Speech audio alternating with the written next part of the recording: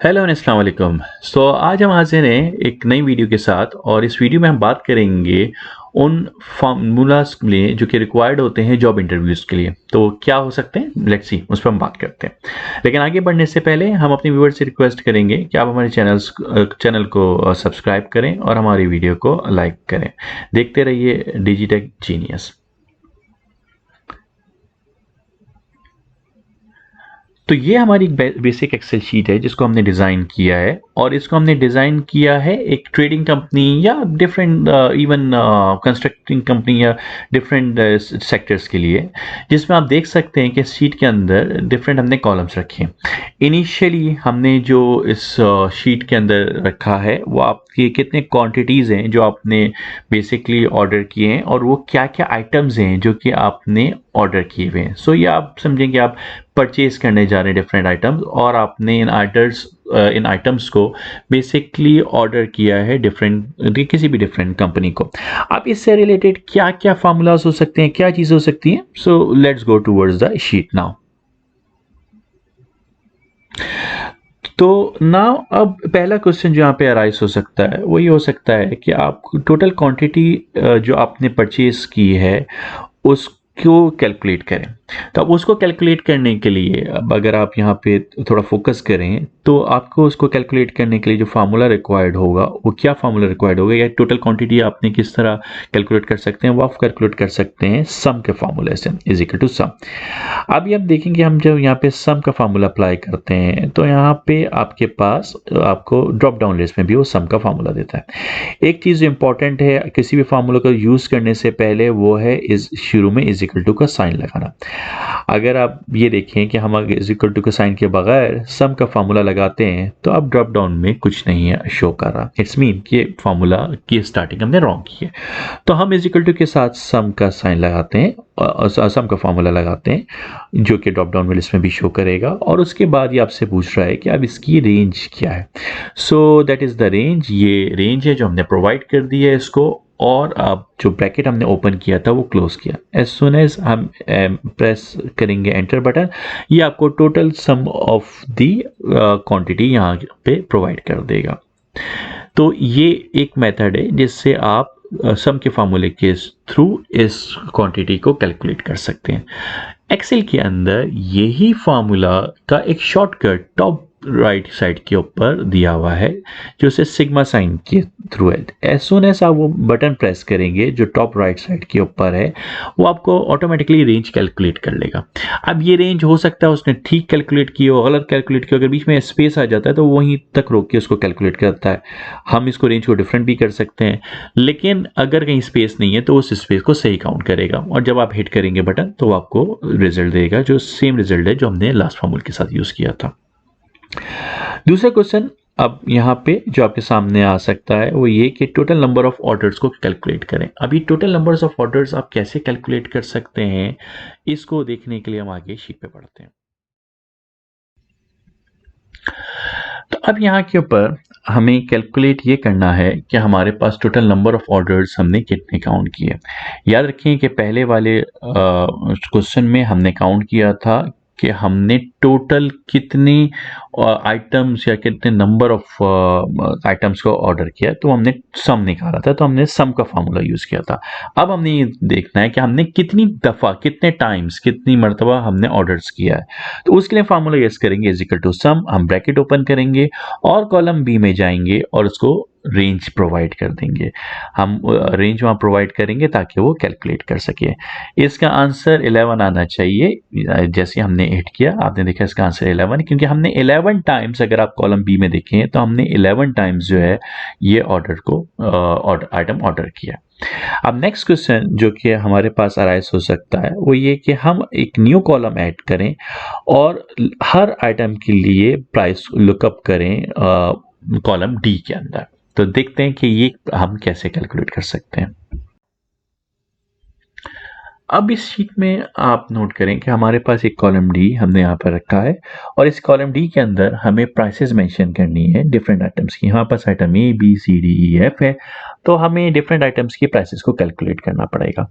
हमने एक different sheet के अंदर ऑलरेडी प्राइसेस को डिटरमाइन किया हुआ है कि हमारे पास क्या क्या प्राइसेस होनी चाहिए। तो हमारे पास प्राइसेस ऑलरेडी यहाँ के ऊपर मेंशन है हर आइटम के अगेंस्ट। जैसे आप देख रहे हैं कि हर आइटम के अगेंस्ट हमारे पास प्राइसेस को मेंशन हमने किया हुआ है। अब हमें ये एक तरीका हमारे पास ये है कि हम यहाँ के ऊपर जो हर कॉलम है उसके सामने प्राइसेस को मैनुअली एंटर कर दें। अगर हमारा छोटा डेटा है जैसे कि अभी हमने दिया हुआ है तो ये बहुत आसानी से आप कर सकते हैं, लेकिन हम बात कर रहे हैं लार्ज डेटा के ऊपर और लार्ज डेटा में अगर आपके पास 4-5 हज़ार लाइन्स हैं तो ये करना पॉसिबल नहीं है। तो उसके लिए अब आप क्या करेंगे, उसके लिए आप फार्मूला यूज करेंगे वी लुकअप का। याद रखिए इससे पहले हम यूज कर चुके हैं फार्मूला सम, फिर हमने काउंट यूज किया था, अब तीसरा हम वी लुकअप यूज करने जा रहे हैं। अब वी लुकअप यूज हम क्यों कर रहे हैं, क्योंकि हमारा डेटा वर्टिकल फॉर्म में है। अगर ये डेटा हॉरिजेंटल फॉर्म में होता तो हम एच लुकअप में फार्मूला यूज करते हैं। तो अब जैसे ही हमने यहाँ पे वी लुकअप किया तो उसने हमारे पास ड्रॉप डाउन लिस्ट दे दी, उसको हमने सिलेक्ट किया। उसने हमसे कहा कि हम उसको क्या चीज सर्च करना है, तो हमने कहा भाई हमें आइटम ए की प्राइस को सर्च करना है, इसलिए हम आइटम ए को क्लिक कर दिया। फिर हम यहाँ कॉमा क्लिक करेंगे और अब वो हमसे ये पूछ रहा है कि अब उसको डेटा रेंज कहाँ से स्नैच करना है। तो हमने बताया कि ये डेटा है जहाँ से इसको प्राइस को स्नैच, जहाँ से भी आइटम ए मैच करे यहाँ से स्नैच करके लाए। अब नेक्स्ट स्टेज के ऊपर उसने कहा कि इस पूरे कॉलम के अंदर कौन से पहले कॉलम से या दूसरे कॉलम से में स्नैच करना है, तो हमने 2 जो है वो यहाँ पर मेंशन कर देंगे कि हमें 2 से मेंशन करना है। ये करने के बाद जैसे ही हम कॉमा प्रेस करेंगे तो हमसे पूछ रहा है कि वो ट्रू होना चाहिए या फॉल्स। अगर आप मिलता जुलता सिमिलर चीज को चाहते हैं कि जैसे ही मिलता जुलता हो तो आ जाए तो आप ट्रू करें, लेकिन अगर आप चाहते हैं कि नहीं एग्जैक्ट मैच करें, हमने आइटम ए लिखा तो आइटम ए लिखा एग्जैक्ट रहा है तो आप फॉल्स प्रेस करें। अब जैसे ही आपने एंटर किया तो आइटम ए से रिलेटेड वहां पर प्राइस आ गई। तो ये वी लुकअप का फॉर्मूला है जिसने आपको हेल्प किया। अब लेकिन यहाँ एक प्रॉब्लम है। प्रॉब्लम ये है कि अगर आप यहाँ से इस फार्मूले को नीचे तक कॉपी करेंगे तो ये आपको रॉन्ग रिजल्ट देगा, और उस रॉन्ग रिजल्ट की रीज़न ये है कि आपका जो फार्मूला है वो उसकी रेंज हिल जाती है जैसे ही आप उसको नीचे तक कॉपी करते हैं। तो अब ये देखें कि यहाँ जैसे आप कॉपी करते चले गए तो वो नीचे तक इस फार्मूले को लेता किया और एक वक्त आया जहाँ उसने एरर देना स्टार्ट कर दिया। तो इस चीज को सॉल्व करने के लिए हमें एक छोटा सा काम करना पड़ेगा। So let's start from the beginning. तो अब हम क्या करेंगे, हम दोबारा फार्मूला लगाते हैं वी लुकअप का। ये सॉरी मेरी स्पेलिंग मिस्टेक है, हम इस स्पेल को करेक्ट करते हैं वी लुकअप का। हम यहाँ पर इसको ब्रैकेट ओपन करेंगे, हम क्या सर्च कर रहे हैं, आइटम ए की प्राइस सर्च कर रहे हैं। हम कॉमा प्रेस करेंगे और इसको रेंज देंगे। दूसरी शीट में हमने रेंज में प्राइसेस सेट कर रखी है, ये हमने रेंज दे दी। अब इस रेंज को हम फिक्स करेंगे, और फिक्स कैसे करेंगे, यहाँ आप F4 प्रेस कर देंगे। आप जैसे F4 प्रेस करेंगे ये इसको फिक्स कर देगा, और अब आप अगर कॉपी नीचे तक भी करेंगे तो आपकी रेंज नहीं मूव होगी। इसके बाद आप 2 प्रेस करेंगे क्योंकि आपको कॉलम 2 चाहिए, एंड अगेन आपको चूंकि फिक्स चाहिए तो आप फॉल्स मेंशन कर देंगे। ये हो गया, लेकिन आप ये कहेंगे ये तो सेम है, तो मैजिक किधर गया, मैजिक अब आएगा। देखा आपने, हमने जैसे प्रेस किया कॉपी किया तो अब उसने चूंकि फिक्स रेंज थी तो उसने कोई प्रॉब्लम नहीं की और हमारे पास सारे आंसर यहाँ पे करेक्ट आ गए। तो इस वी लुकअप के थ्रू हम डिफरेंट चीजेस से फेच कर सकते हैं डेटा आइटम को मैच करते हुए, और हमें वो प्राइसेस जो है उससे रिलेटेड सही आ गई हैं। अब यहाँ के ऊपर नेक्स्ट क्वेश्चन जो हमारे पास आ सकता है वो ये कि हम एक न्यू कॉलम ऐड करें और कैलकुलेट और ऑर्डर टोटल वैल्यू करें इन कॉलम इन एक नए कॉलम के अंदर। तो देखते हैं कि हम ये काम कैसे कर सकते हैं। अब ये काम करना निस्बतन आसान है जो कि हम फार्मूलाज यूज करते हुए आ रहे हैं डिफरेंट तरीके से। यहाँ के ऊपर सिंपल मल्टीप्लिकेशन का फार्मूला यूज होगा कि हम किस तरीके से टोटल ऑर्डर वैल्यू को काउंट कर सकते हैं। हमारे पास प्राइस मौजूद है, हमारे पास क्वांटिटी मौजूद है, तो हमें ये कैलकुलेट करना कोई मुश्किल नहीं है कि उसकी वर्थ क्या है। तो हम सिंपल क्या करेंगे, हम क्वांटिटी को मल्टीप्लाई कर देंगे प्राइस से, तो हमें ही पता चल गया कि इस पर्टिकुलर ऑर्डर की क्या वर्थ थी, और अब इसको हम नीचे तक कॉपी कर देंगे। ये हमने इसको नीचे तक कॉपी किया। ये कॉपी करने के बाद अगर हम यहाँ पे सम फार्मूला जो आप पहले भी यूज़ कर चुके हैं उसको यहाँ पे अप्लाई करेंगे तो हमें वो बता देगा कि टोटल वर्थ या वैल्यू क्या है उस आइटम की जो कि आपने ऑर्डर किया है किसी भी पर्टिकुलर कंपनी को। ये हमने यहाँ से कॉपी करके फार्मूला यहाँ पेस्ट कर दिया, या आप डायरेक्टली सम का फार्मूला ऊपर से भी यूज़ कर सकते हैं। सो ये हमारे पास इसकी वैल्यू आ गई। अब नेक्स्ट क्वेश्चन जो कि आपकी इस शीट की बेस के ऊपर हो सकता है वो ये हो सकता है कि इन इस पूरे शीट के अंदर आइटम सी जो है वो कितनी दफ़ा ऑर्डर्ड हुए हैं। तो अब आइटम सी कितनी दफ़ा ऑर्डर्ड हुए हैं उसके लिए हम शीट की तरफ वापस चलते हैं। तो अगर अब आप शीट को देखें यहाँ पर तो हमें कैलकुलेट करना है कि इस शीट में हमने आइटम सी कितने प्लेस किए, उसकी कितनी क्वांटिटी हमने प्लेस की है। हम अगर मैनुअल चेक करें तो ये 3 1 2 3 ये 3 जगह है जहाँ पे हमने टोटल क्वांटिटीज ऑर्डर की हैं जिसका टोटल बेसिकली 30 बनता है। तो हमारा आंसर बेसिकली 30 आना चाहिए। ये तो मैनुअल तरीका है जिसमें हमने आपको शो किया। लेकिन अब हम यहाँ पे फार्मूला यूज करेंगे और अब हम जिस फार्मूले को यूज करेंगे वो होगा सम इफ का फार्मूला। सो इससे पहले हमने सम फार्मूला यूज किया था, अब सम इफ का फार्मूला होगा इफ की कंडीशन के साथ। तो हमने जैसे ही उसको सम इफ किया और हमने ब्रैकेट को ओपन किया तो अब हमसे वो ये पूछेगा कि अब आप किस रेंज बेसिकली क्या रेंज है या कौन सा कॉलम है जिसके अंदर उसको सर्चिंग करनी है।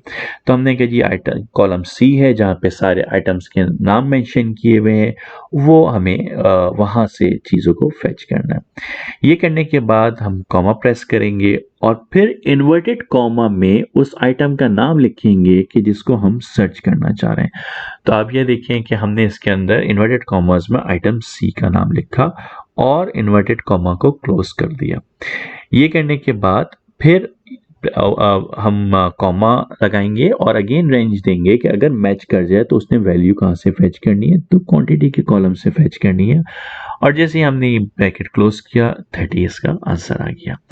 तो बेसिकली हमने सम इफ के फार्मूले से कैलकुलेट किया कि 30 नंबर ऑफ क्वांटिटीज जो है वो हमने ऑर्डर कर रखी है। यहाँ पे एक चीज़ याद रखिएगा कि आपका नाम का सही होना ज़रूरी है। अगर नाम में आपने ज़रा सी मिस्टेक कर दी जैसे कि हमने यहाँ पे करके देखा तो आपका आंसर रॉन्ग आ जाएगा और आपको सही उसका आंसर नहीं मिल पाएगा। तो आपको बेसिकली वहाँ पे आइटम का नाम रखना इम्पॉर्टेंट है कि आपका एग्जैक्टली नाम सही हो। अब इसके बाद हमारी इसी शीट की बेस के ऊपर हमारा नेक्स्ट क्वेश्चन ये हो सकता है कि हमारे पास अगर हम ये देखना चाहें कि मल्टीपल और क्वांटिटीज़ किस तरह ऑर्डर की गई हैं तो वो हम कैसे मालूम कर सकते हैं, या सी और डी कितने क्वांटिटी ऑर्डर्स की गई हैं तो वो हम किस तरीके से मालूम कर सकते हैं। तो अब हमें बेसिकली मल्टीपल ऑर्डर्स को सम करना है, जहाँ जो हमारे केस में आइटम सी और बी है। तो हम उसको किस तरह कैलकुलेट करेंगे, हम सेम फार्मूला यूज़ करेंगे इसमें भी सम इफ का। तो हम सम इफ का फार्मूला अगेन यूज़ करते हैं जैसे हमने लास्ट टाइम यूज़ किया था, सम इफ। और फिर हम इसमें ब्रैकेट ओपन करेंगे, हम रेंज बताएंगे कि ये आइटम है जहाँ से बेसिकली इस फिगर को मैच करना है। उसके बाद हम कॉमा डाल के और इन्वर्टेड कॉमास को ओपन करेंगे और यहाँ पर आइटम का नेम मेंशन करेंगे। हमारी रिक्वायरमेंट ये है कि हम आइटम सी और बी देखना है, तो पहले हम आइटम सी देखते हैं। कहाँ से फैच करना है, बेसिकली कॉलम बी से फैच करना है क्वांटिटी को, और हम ब्रैकेट क्लोज करेंगे। अब अगर आप यहाँ पे देखें, मैं हिट करूँ एंटर का बटन तो देखिए आपको यहाँ 30 दिया जो कि पहले भी हमारे पास आंसर था, बट हमें एक आइटम का नहीं देखना है, बेसिकली हमें मल्टीपल आइटम्स का देखना है। तो अब मैं क्या कर रहा हूँ, मैं इस पूरे फॉर्मूले को कॉपी कर रहा हूँ और कॉपी करने के बाद यहाँ पे प्लस का साइन लगा के इस फॉर्मूले को पेस्ट कर रहा हूँ, क्योंकि हमें मल्टीपल के लिए भी ये सेम फॉर्मूला ही यूज करना है। लेकिन यहाँ अब एक चेंज करेंगे और हम सी की जगह यहाँ जस्ट बी कर देंगे। तो अब सिस्टम क्या देखेगा या एक्सेल क्या देखेगा कि जहां जहां आइटम सी और बी है उन सब की वैल्यूज को प्लस करके और आपको यहाँ पे शो कर देगा। अगेन याद रखिएगा ये लार्ज फार्मूलाज के लिए, तो ये फार्मूला आपको बहुत हेल्पफुल रहेगा। आप मैनुअल, अगर अगेन आप मैनुअल भी यहाँ पे कैलकुलेट करके देख लें इसके आंसर को, तो ये आंसर एग्जैक्टली वही है जो इससे पहले आपने फार्मूलेस के साथ यूज किया था। सो ये फार्मूला बहुत हेल्पफुल है। सातवां क्वेश्चन जो हमारी इस शीट की बेस के ऊपर हो सकता है वो ये कि आपके पास कितने ऑर्डर्स हैं जो जिनमें 5 और मोर आइटम्स मौजूद हैं। तो लेट्स सी कि हम इस चीज को कैसे कैलकुलेट कर सकते हैं। तो अब ये मालूम करने के लिए कि हमारे पास कितने ऑर्डर्स ऐसे हैं जहाँ पे क्वांटिटी 5 से ज़्यादा बेसिकली प्लेस की गई है, हमें जो फार्मूला यूज़ करेंगे वो यूज़ करेंगे काउंट इफ का। मैंने जैसे ही यहाँ पे काउंट लिखा तो देखिए यहाँ पे बेसिकली 5 फार्मूलाज हैं जो काउंट से रिलेटेड है, जैसे count count blank, count if S, count if. Count हम पहले भी यूज कर चुके हैं, इस दफा हम यूज करेंगे काउंट इफ, क्योंकि ये कंडीशनल फार्मूला है। हमें बेसिकली देखना है कि 5 से ज्यादा है तो बेसिकली कंडीशनल है, जहां पे कंडीशनल काउंटिंग करनी हो तो वहां पर हम काउंट इफ का फार्मूला यूज करेंगे। तो हमने जैसे यहाँ पे काउंट इफ प्रेस किया और हमने ब्रैकेट ओपन किया, तो उसके बाद ही हमसे पूछेगा कि हमें किस कॉलम में बेसिकली काउंट करना है। तो हमने कॉलम क्वांटिटी के कॉलम के अंदर बेसिकली काउंट करना है और उसके बाद हमने इनको क्राइटेरिया बताना है। याद रहे क्राइटेरिया बताने के लिए हम हमेशा इन्वर्टेड कॉमास में बात करते हैं, तो हमने इन्वर्टेड कॉमास ओपन किया और हमने कहा ग्रेटर देन 5 जितने ऑर्डर्स हैं उनकी वैल्यू हमें डिटरमाइन करें। तो अब यहाँ के ऊपर आप देखेंगे कि जैसे हमने एंटर किया तो इसने हमें यहाँ पे इसकी वैल्यू दे दी कि कितने नंबर ऑफ ऑर्डर्स हैं जो कि 5 से ज्यादा हैं। ये फार्मूला आप डिफरेंट वे में यूज कर सकते हैं, आप क्राइटेरिया डिफरेंट कर सकते हैं और अपने डिफरेंट आंसर कर सकते हैं। फॉर एग्जांपल अगर मैं ये क्राइटेरिया चेंज कर दूं और 5 की जगह यहाँ पे मैं 10 कर दूं तो हमारे पास इसका आंसर डिफरेंट आ जाएगा।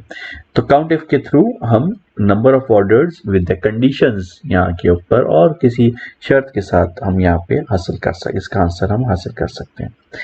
नेक्स्ट क्वेश्चन जो कि इस शीट की बेस के ऊपर हो सकता है वो ये कि कितने ऑर्डर्स ऐसे हैं जो कि अदर देन 4 हैं, जिनकी क्वांटिटी बेसिकली अदर देन 4 है, ऐसे कितने ऑर्डर्स हैं। तो अब इसका आंसर इस आंसर का आंसर मालूम करने के लिए भी हमें फार्मूला जो यूज करना पड़ेगा वो काउंट इफ होगा। इस काउंट इफ के जरिए हम ये मालूम कर सकते हैं कि ऐसे कितने ऑर्डर्स हैं जिनमें 4 यूज नहीं किया गया है। तो हमने काउंट इफ का फार्मूला यूज किया और हमने ब्रैकेट ओपन किया और हमने रेंज डिटरमाइन कर दी कॉलम की रेंज की। ये करने के बाद हमने बेसिकली कॉमा लगाया, greater than and less than sign use करने के बाद हमने बताया 4 और ब्रैकेट क्लोज कर दिया। तो अब जैसे मैं ब्रैकेट क्लोज करके एंटर करूंगा, हिट पर एंटर करूंगा तो आपको ये बता रहा है कि टोटल 10 है। अब अगर आप यहाँ पर देखें तो सिर्फ एक ऑर्डर इसमें हमने चार क्वांटिटी को ऑर्डर किया था, तो 10 है जिसको हमने ऑर्डर नहीं किया। अब अगर मैं यहाँ अपने फार्मूला को देखूं तो मुझे कहीं डुप्लीकेट नजर नहीं आ रहा, तो लेट्स डू वन थिंग कि ये जो आइटम है इसको हम 20 कर देते हैं। तो ये बेसिकली 2 आइटम्स ऑर्डर्स हैं जहाँ के ऊपर डुप्लीकेट हो गया और जहाँ पे 20 बेसिकली हमने क्वांटिटी ऑर्डर की है। तो अब मैं अपने फार्मूले में चेंज कर देता हूँ और यहाँ 4 की जगह को मैं 20 लिख देता हूँ ताकि हमारा आंसर हम इसको चेंज कर सकें। तो मैंने जैसे ही 20 यहाँ पे लिखा, अब आप देखें यहाँ पे मेरा आंसर 9 आ गया। इसका मतलब है 9 ऐसे ऑर्डर्स हैं जहाँ के ऊपर हमने 20 जो नंबर है उसको ऑर्डर नहीं किया। नेक्स्ट क्वेश्चन इसी शीट की बेस के ऊपर जो कि आ सकता है और जो कि टेस्ट में शो हो सकता है कि ऐसे कितने ऑर्डर्स हैं जिसके अंदर 7 कैरेक्टर्स आइटम को यूज किया गया है। 7 कैरेक्टर्स आइटम अब हम अपनी शीट में देखते हैं। तो अब अगर आप शीट में हमारे देखें कि हमारे पास जितने आइटम्स दिए गए हैं, item A B C D E F, तो इनमें कौन सा आइटम है जिसमें 7 कैरेक्टर्स को यूज किया गया है। ऑनेस्टली देखें तो शायद कोई भी नहीं है, क्योंकि अगर फॉर एग्जांपल मैं एक आइटम सी को देख लूं तो हमारे पास आइटम के 4 कैरेक्टर, स्पेस का 1 कैरेक्टर और सी, ये टोटल 6 आइटम्स हैं। ये 6 कैरेक्टर्स हैं जो कि किसी पर्टिकुलर आइटम के नेम में हमने इस्तेमाल किए। अब हम यहाँ पे जो फार्मूला यूज करेंगे इसके लिए वो अगेन काउंट इफ का फार्मूला होगा विद अ कंडीशन। तो हम is equal to count if लगाएंगे। काउंट इफ लगाने के बाद हम बेसिकली कॉमा यहाँ के ऊपर लगाएंगे। कॉमा लगाने के बाद हम इसे रेंज देंगे कि बेसिकली इसे किधर डिटरमाइन करना है। तो ये आइटम के नेम के अंदर डिटरमाइन करेगा और वो करने के बाद हम कॉमा प्रेस करेंगे और कॉमा प्रेस करके हम इसे ये बताएंगे कि कितने कैरेक्टर्स बेसिकली उसने फाइंड करने। अब कैरेक्टर्स को हमने डिफाइन करने के लिए बेसिकली क्वेश्चन मार्क का सहारा लेंगे और यहाँ पर हमने जैसे ही ये ब्रैकेट को क्लोज किया तो आप देखें उसने आपको बताया कि कोई भी नहीं है, 0 है, क्योंकि यहाँ पे कोई आइटम बेसिकली है ही नहीं जिसमें 7 कैरेक्टर्स हो। तो हम एक कम कर देते हैं ताकि आंसर ठीक आए। अब आप देखें कि आपके सारे आइटम्स को कह रहा है कि सब में जो है वो 6 यूज हुए हैं। अब हम इसको थोड़ा सम अप करने के लिए किसी को चेंज कर देते हैं ताकि हमें पता चल सके। तो हमने जैसे ही इसको चेंज किया तो ये आपका 10 आ गया। तो बेसिकली ये आंसर कैलकुलेट हुआ काउंट इफ के फार्मूले से और हमें डिटरमाइन किया कि हम किस तरीके से काउंट इफ के फार्मूले को यूज कर सकते हैं। तो इसी के साथ हमारा ये चैप्टर जो कि चैप्टर 1 था इस वीडियो का वो फिनिश हुआ, जहाँ पे हमने बेसिकली बात की सम के फार्मूले पे, काउंट इफ के फार्मूले पर, सम इफ के फार्मूले पे एंड वी लुकअप के फार्मूले पर। और हमने देखा कि हमने एक क्वांटिटीज और ऑर्डर आइटम्स को यूज करते हुए हमने इसका किस तरह आंसर किया। अब हम मूव करते हैं अपनी दूसरे चैप्टर की तरफ और हम डिफरेंट डेटा लेते हैं। इस डेटा के अंदर हम बात करेंगे एक एजुकेशन सिस्टम के अंदर जहां पे मार्क्स ऑब्टेन किए जाएंगे और वहां के ऊपर स्टूडेंट्स होंगे और वहाँ डिफरेंट क्वेश्चंस को सामने रखते हुए हम ये डिटरमाइन करेंगे या हम ये बताएंगे कि किस तरीके से हम उनके सवालात का जवाब दे सकते हैं या उनके क्वेश्चंस का आंसर कर सकते हैं। तो उस चीज से रिलेटेड पहला क्वेश्चन जो आपके पास आ सकता है वो ये कि आपके पास कितने स्टूडेंट्स हैं जिन्होंने एक मार्क्स ऑब्टेन किए या मार्क्स हासिल किए हैं। तो ये हमारी शीट है बेसिकली, जो कि सेकंड शीट है और इसमें हमने 4 कॉलम्स हैं, सीरियल का, स्टूडेंट के नेम का, हम उसके सेक्शन का और उसके मार्क्स का।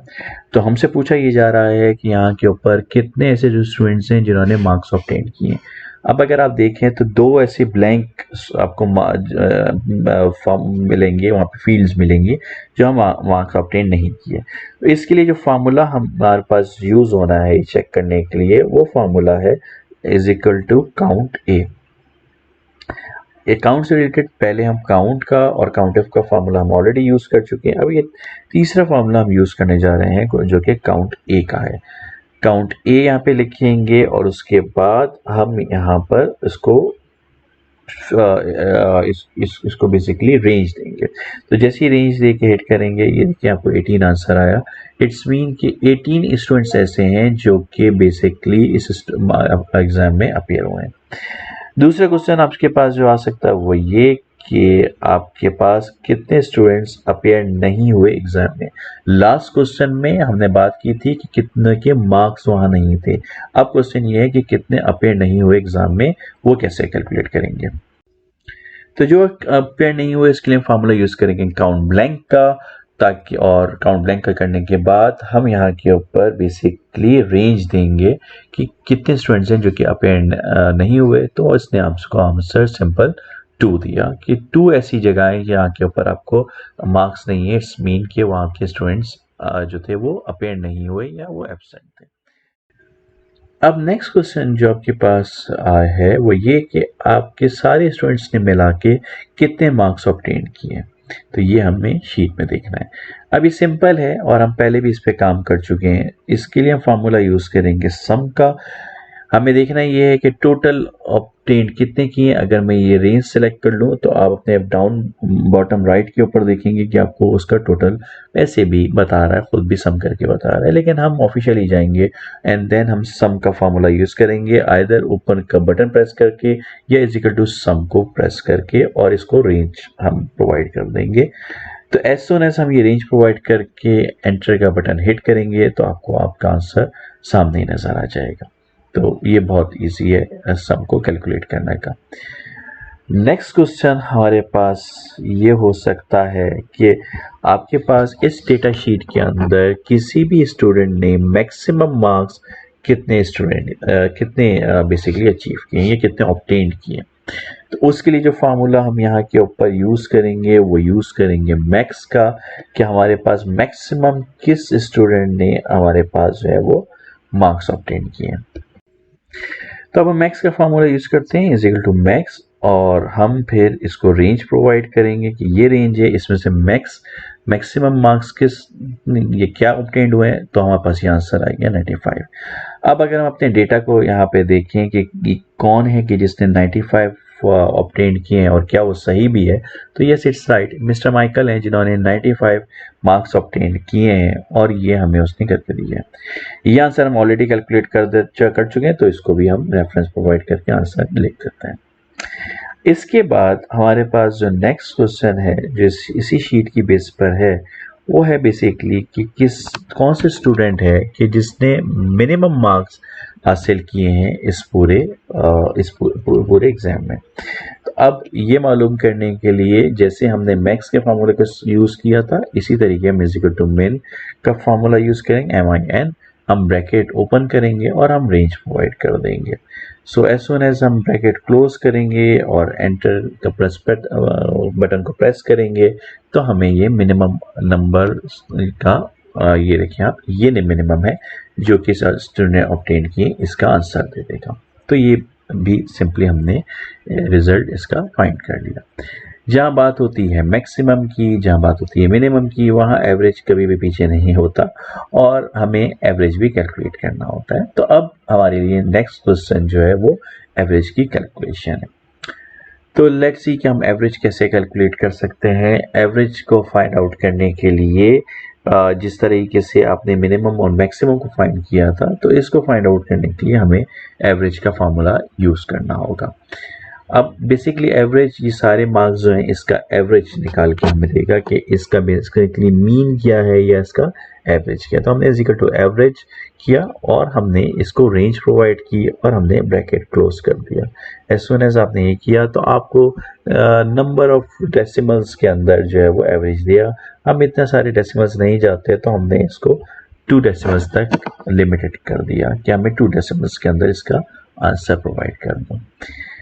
नेक्स्ट क्वेश्चन आपके पास जो है वो ये है कि आप कि सारा और अली ने कितने मार्क्स ऑब्टेन किए हैं इस क्लास के एग्जाम के अंदर।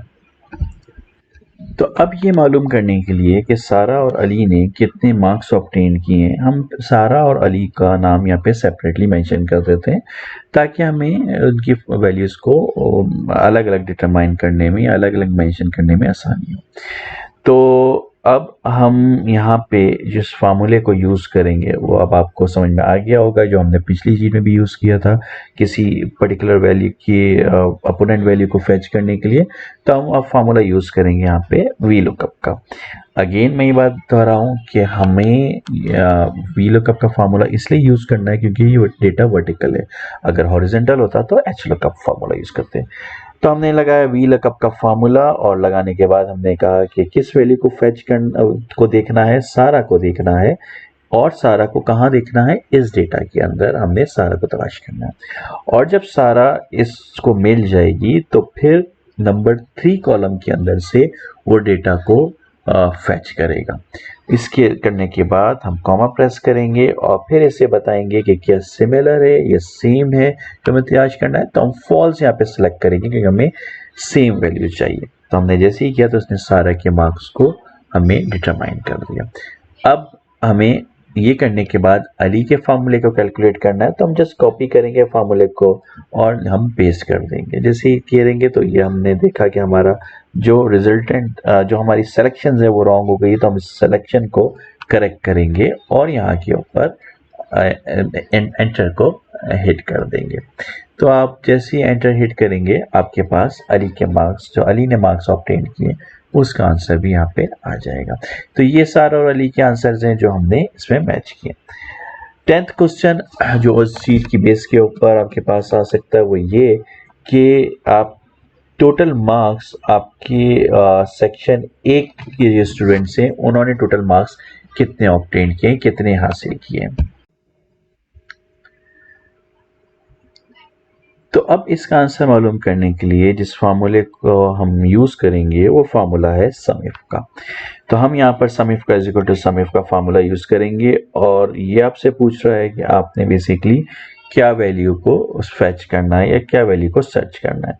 तो हमने से पूछा सॉरी क्या रेंज आपने देनी है, तो हमने बोला कि ये पूरी रेंज है जहाँ से आप डेटा को बेसिकली डिटरमाइन कर सकते हो। इज इक्वल टू के बाद सॉरी कॉमा के बाद अब हम इन्वर्टेड कॉमा उसके अंदर हम जो इसको फैचिंग वैल्यू बताएंगे वो ए है जो हमें चाहिए। ये करने के बाद हम प्रेस करेंगे कॉमा और इसको डेटा रेंज देंगे। तो ये इसने आपको इसका आंसर दे दिया। इसको वेरीफाई करने के लिए अगर आप मैन्युअली कैलकुलेट करना आप मैन्युअली चेक करना चाहें तो मैन्युअली चेक भी कर सकते हैं और जितने एक सेक्शंस के स्टूडेंट्स हैं उनके मार्क्स को टोटल कर सकते हैं। एज सुन एज आप ये टोटल करेंगे तो बॉटम में आपका आ रहा है इसका टोटल जो कि बेसिकली मैच कर रहा है आपके फार्मूले के साथ। सो ये बेसिकली हमने इसका आंसर कैलकुलेट कर लिया। यहाँ के ऊपर अब आपके पास जो नेक्स्ट क्वेश्चन है वो ये है कि अब आपके एवरेज मार्क्स जो ऑब्टेन किए स्टूडेंट्स ने इन पर्टिकुलर इन सेक्शन किसी भी पर्टिकुलर सेक्शन के अंदर वो आप कैसे फाइंड कर सकते हैं उसकी हम कैलकुलेशन करते हैं। तो अब हमारे आखिरी सवाल का आंसर मालूम करने के लिए फार्मूला जिसका हम यूज़ करेंगे वो है एवरेज एफ का। इस एवरेज एफ में हम formula is equal to average if, हम ब्रैकेट ओपन करेंगे, हम पहले देखेंगे क्या रेंज है। तो हमारे पास ये कॉलम है जिसकी हम यहाँ पे रेंज प्रोवाइड करेंगे और ये रेंज प्रोवाइड करने के बाद हम कॉमा प्रेस करेंगे और इसे बताएंगे कि बेसिकली हमें सर्च क्या करना है। तो हमें जो सर्च करना है बेसिकली डी करना है। ये करने का तो हम कॉमा प्रेस करेंगे और अगर हम सिस्टम को ये बताएंगे कि अगर उसे डी मिल जाए तो फिर उसने कहाँ से वैल्यूज़ को उठाना है ये हमने इसमें बताया और यहाँ पे हम ब्रैकेट को क्लोज कर देंगे। एज सुन एज आप ब्रैकेट को क्लोज करेंगे आपका आंसर यहाँ के ऊपर इसने मेंशन कर दिया। यहाँ पे बेसिकली हमने इनके डेसिमल ज़्यादा थे तो हमने इसको डेसिमल्स को ख़त्म कर दिया। तो बेसिकली ये आपकी शीट थी जो कि इस चैप्टर 2 था जिसके ऊपर हमने बात करी और ये वीडियो सम अप करती है हमारे बेसिकली पूरे टॉपिक को। हमारी वीडियो को देखने का शुक्रिया। अगर आपको हमारी वीडियो पसंद आई तो प्लीज़ हमारे चैनल को सब्सक्राइब करें और देखते रहिए डिजिटेक जीनियस। हमारे इसी वीडियो को इंग्लिश में देखने के लिए हमारे चैनल पे जाएं और हमारे चैनल पे आपको यही वीडियो इंग्लिश वर्जन में भी मिलेगी। Thanks for watching.